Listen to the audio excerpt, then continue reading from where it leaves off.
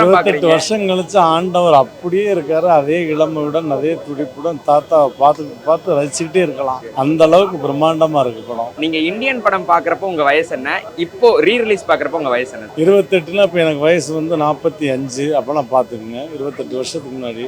அப்போ வந்து கரெக்டாக 13 வயசு அந்த ஏஜில் பார்த்தேன் நான். அதுக்கப்புறம் திரும்ப 28 வருஷம் கழிச்சு பார்த்தேன். சார், சங்கர் சார்னாலே பிரம்மாண்டம்ங்கிறத தாண்டி தொழில்நுட்பத்து மேல ரொம்ப ஆர்வம் கொண்ட ஒருத்தர், டெக்னாலஜியை ரொம்ப முக்கியமா பாக்குறவர். இந்தியன்லேயே பயங்கர டெக்னாலஜி யூஸ் பண்ணியிருப்பாரு. ஸோ இந்தியன் டூல எந்த மாதிரி டெக்னாலஜி யூஸ் பண்ணுவார் நீங்க நினைக்கிறீங்க? உங்க எக்ஸ்பெக்டேஷன்ஸ் என்னவா சார் இருக்கு? 28 வருஷம் கழிச்சு இந்த படம் பார்க்கும்போது எப்படி அப்பவே அப்படி பண்ணியிருக்காங்களே அப்படின்னு இருக்கோ, அது மாதிரி இந்தியன் டூ வந்து இன்னொரு 15-20 வருஷம் கழிச்சு வந்து பார்க்கும்போது அப்பவே இதெல்லாம் பண்ணிட்டாங்களா அப்படின்னு தான் இருக்கும். ஏன்னா கமல் சார் எப்பவுமே அட்வான்ஸாக யோசிக்கிறவர் தான், தீர்க்கதரிசி. கண்டிப்பாக அதுக்கேற்ற மாதிரி தான் பண்ணியிருப்பாங்க. Taste the Milky Mist ice cream. Milky Mist ice creams.